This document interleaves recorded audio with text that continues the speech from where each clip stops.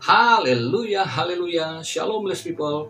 Kiranya berkat dan damai sejahtera Allah di dalam Tuhan Yesus Kristus menjadi bagian kita sepanjang hari ini. Bersama saya, Pendeta Theodorus dari Rumah Berkat, House of Blessing.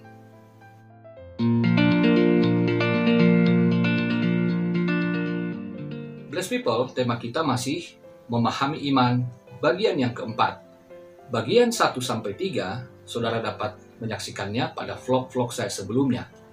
Saya membahasnya dari Ibrani pasal 11, dan kali ini saya membacanya dari ayat 20 sampai ayat 22. Memahami iman, bagian yang keempat adalah, karena iman, seseorang melihat jauh ke depan akan penggenapan janji Allah. Mari kita baca bersama firman Tuhan.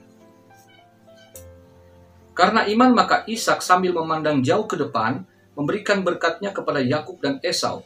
Karena iman maka Yakub ketika hampir waktunya akan mati, memberkati kedua anak Yusuf lalu menyembah sambil bersandar pada kepala tongkatnya. Karena iman, maka Yusuf menjelang matinya memberitakan tentang keluarnya orang-orang Israel dan memberi pesan tentang tulang belulangnya. Demikian pembacaan firman Tuhan. Saudara yang terkasih dalam Tuhan, setelah Abraham mati, maka Ishaklah menjadi pemegang janji. Lalu kemudian Ishak mewariskan berkat kepada Yakub dan Esau. Karena Yakub yang ditentukan sebagai anak sulung meskipun kelahirannya sebagai anak bungsu, tetapi hak kesulungan diberikan kepada Yakub. Dalam Kejadian 27 ayat 27 sampai 29, berkat yang terutama, berkat anak sulung diberikan kepada Yakub. Lalu di ayat 39 dan 40, berkat dalam tanda petik berkat yang sisa itu diberikan kepada Esau. Lalu kita melihat bahwa Yakub kemudian memberikan hak warisnya kepada anak-anak Yusuf sebagai penerima berkat anak sulung. Meskipun Yusuf sendiri adalah putranya yang ke-11. Yakub memiliki 12 putra dan Yusuf adalah putra yang ke-11. Tetapi hak kesulungan jatuh kepada Yusuf. Itu dapat kita saksikan di Kejadian pasal 48 ayat 15 dan 16. Dia memberkati Yusuf melalui kedua anaknya. Itu pun Efraim, anak bungsu, diberikan berkat kesulungan. Barulah Manasye.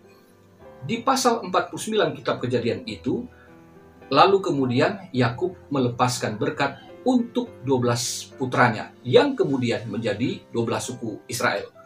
Yusuf sendiri, dia tahu pasti, dia sadar betul bahwa yang dimaksudkan Tuhan akan berkat yang dijanjikan kepada Abraham, Ishak, dan Yakub itu bukanlah di Mesir, bukanlah tanah Mesir, tetapi tanah Kanaan. Itulah tanah perjanjian. Jadi yang dilihat oleh Ishak, Yakub, dan Yusuf dikatakan jauh ke depan akan penggenapan janji Allah. Dari sini kita dapat memahami iman para leluhur Israel ini, bahwa iman harus bertumbuh secara progresif sampai pada pengenalan akan Allah yang benar, sehingga jangkauan pemahaman kita pun kepada kekekalan, bukan hanya yang jangka pendek, kepada yang rohaniah, bukan soal-soal yang jasmaniah. Saudara, kalau jadi orang Kristen masa kini hanya memahami iman itu supaya kita pakai kalau kita butuh pertolongan Tuhan, bahwa Tuhan kita yakini akan menolong kita pada saat kita sedang susah, Tuhan akan memberikan uang pada saat kita memerlukannya, Tuhan akan menyembuhkan pada saat kita sakit, bahwa Tuhan akan memberikan, apalagi sesuatu yang sesungguhnya itu berasal dari keinginan daging. Ya, saya klaim bahwa rumah itu milik saya, mobil yang seperti itu akan menjadi bagian saya, akan menjadi hak saya. Gereja sebesar itu juga nantinya saya akan punya sebagai gembala, saya akan punya gereja yang sebesar itu. Itu sesungguhnya lahir bukan dari iman, tetapi dari hawa nafsu, kedagingan. Saudaraku, bahwa para bapa leluhur Israel ini, mereka seumur hidup berjalan dengan Tuhan. Semakin mereka mengenal Dia, maka sesungguhnya mereka semakin mati akan keinginan daging, akan hawa nafsunya. Tetapi bukan berarti saudara tidak boleh meminta pertolongan Tuhan di saat saudara memerlukannya. Bukan seperti itu maksud saya. Bukan pula saudara tidak boleh sukses, tidak boleh kaya. Tetapi sekali lagi, karena iman, maka mereka melihat jangkauan yang kekal, bukan hal-hal yang sementara dan lahiriah sifatnya. Jadi, apa yang kita dapat kenali melalui tokoh-tokoh ini, mereka adalah orang-orang juga yang memohon pertolongan Tuhan pada saat mereka lagi susah. Mereka adalah orang-orang yang sukses juga secara finansial, mereka sukses dalam karir. Ya, jadi Ishak itu bukan orang miskin, Yakub juga bukan orang miskin, saudara. Apalagi Yusuf, sangat sukses dalam karir pemerintahan politiknya. Dia orang nomor 2 di Mesir. Kata Firaun, hanya tahta ini yang menjadi miliknya Firaun. Ya, jadi Yusuf merupakan orang yang sangat hebat, sangat populer, dan sangat sukses. Tetapi itu bukan menjadi satu kebanggaan mereka. Bukan satu permintaan mereka agar mereka memperoleh segalanya supaya mereka dipuja-dipuji. Bukan mereka kemudian meminta untuk dikenal, dihormati. Tetapi semakin mereka kaya, semakin mereka sukses, justru di sanalah kesadaran mereka bahwa bukan ini tujuan Tuhan memberkati saya dengan segala yang hebat ini. Tetapi mereka justru akhirnya dapat melihat dengan iman akan sesuatu yang di luar apa yang selama ini banyak orang pikirkan tentang kesuksesan, tentang kekayaan yang jasmani. Sesungguhnya apa yang dilihat oleh Ishak, Yakub, dan Yusuf adalah tentang keturunan daripada Abraham itu bukanlah selesai di mereka. Bahwa janji Tuhan bahwa bangsa-bangsa akan menerima berkat dari Abraham itu disadari penuh bahwa bukan hanya keturunan mereka yang akan diberkati, tapi mereka harus jadi berkat. Dan akhirnya mereka dapat melihat jauh ke depan akan lahirnya satu sosok yang kemudian oleh Israel dikenal sebagai Mesias, yang kemudian disampaikan oleh Daud secara berulang-ulang. Melalui Mazmur juga dapat kita saksikan itu tentang kelahiran Mesias dari tunas Daud, dari Israel, akan memerintah raja yang kekal, di mana bangsa-bangsa, raja-raja akan tunduk di bawah kekuasaan Sang Mesias, Raja Israel yang sejati itu. Singkatnya, yang dilihat oleh Ishak, Yakub, dan Yusuf adalah akan datangnya Mesias melalui keturunan mereka. Dari Israel yang 12 suku itu, akhirnya mereka akan melihat bangsa-bangsa datang untuk mencari Allah. Dengan iman mereka telah melihat bahwa perjanjian ini bukan hanya perjanjian berkat yang biasa, tetapi berkat yang jauh melampaui daya pikir manusia, yaitu soal keselamatan bangsa-bangsa melalui Israel. Jadi, kalau kita memandang bahwa iman itu hanya soal bagaimana saya diberkati, itu salah total. Tetapi yang benar adalah bagaimana iman itu justru akan memberkati orang untuk dapat mengenali Tuhan. Itulah kesaksian kehidupan dari umat yang percaya. Dari Israel, Mesias itu lahir, yang dalam bahasa Yunani adalah Kristus, yang kita kenal itu di dalam namanya Tuhan kita, Yesus.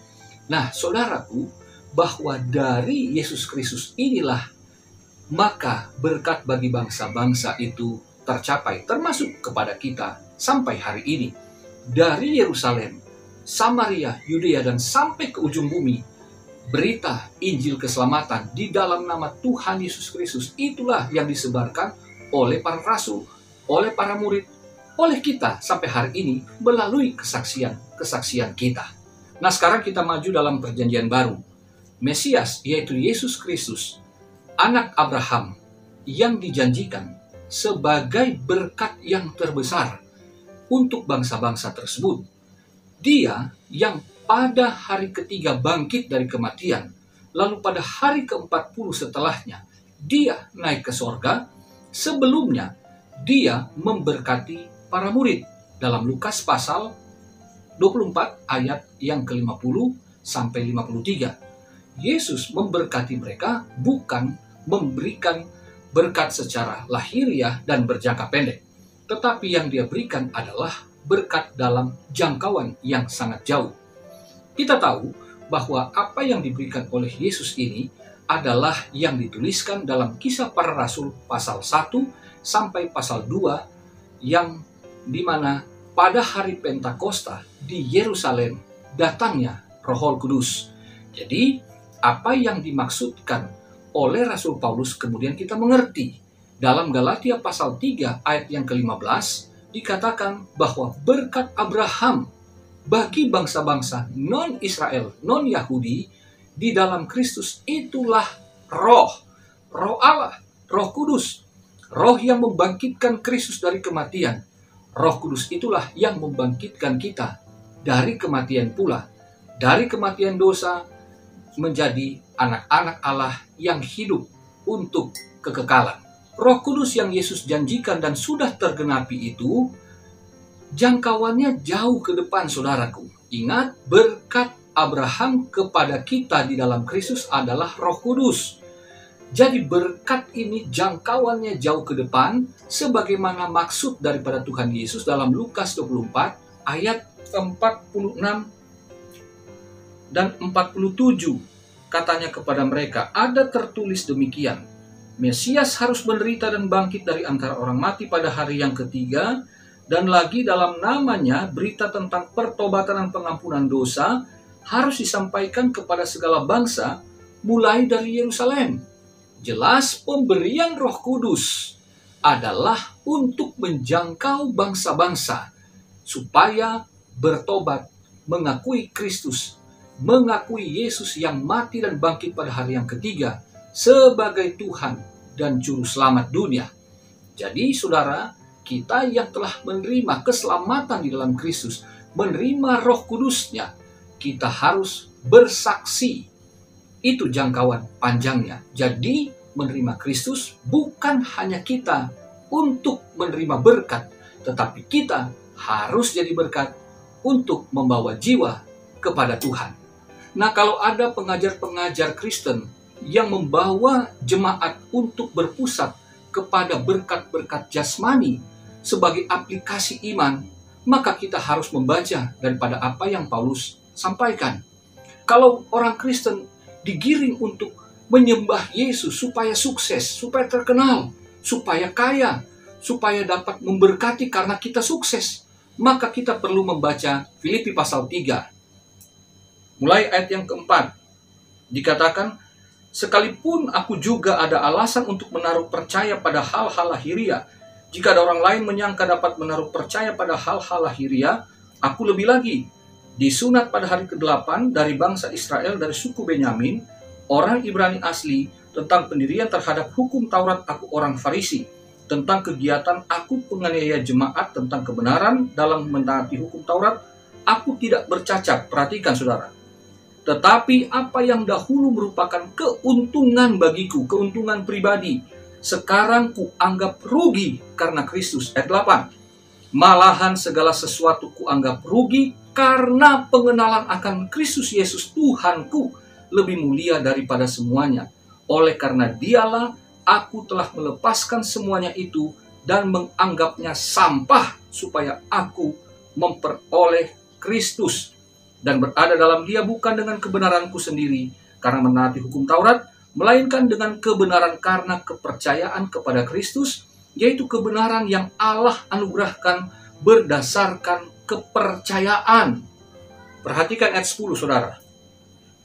Yang ku kehendaki ialah mengenal dia dan kuasa kebangkitannya dan persekutuan dalam penderitaannya, di mana aku menjadi serupa dengan dia dalam kematiannya, supaya aku akhirnya beroleh kebangkitan dari antara orang mati.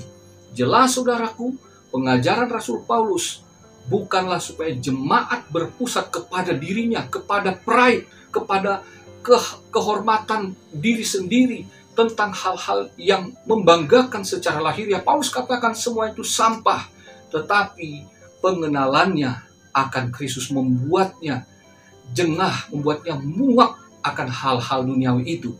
Saudara yang terkasih, ingat ya, bahwa Paulus juga, Yesus sendiri juga tidak menentang orang beriman itu kaya, orang beriman itu sukses. Tidak. Tetapi kalau iman itu akhirnya membuat kita memahami yang salah, bahwa karena kita beriman kepada Yesus maka kita bisa sukses, kita bisa kaya, kita bisa terkenal, itu adalah sampah, kata Paulus. Bukan itu ajaran Kristus. Tetapi semakin kita diberkati, semakin karir kita baik, usaha kita maju, ya, nama kita semakin dikenal, semakin kita sadar bahwa kita ini hanya alat. Apa yang kita punya bukan milik kita, tetapi milik Kristus yang harus menjadi berkat bagi orang lain. Karena hal-hal yang berkaitan dengan harta duniawi tidak mungkin berkenan kepada Allah jika hati kita melekat kepadanya.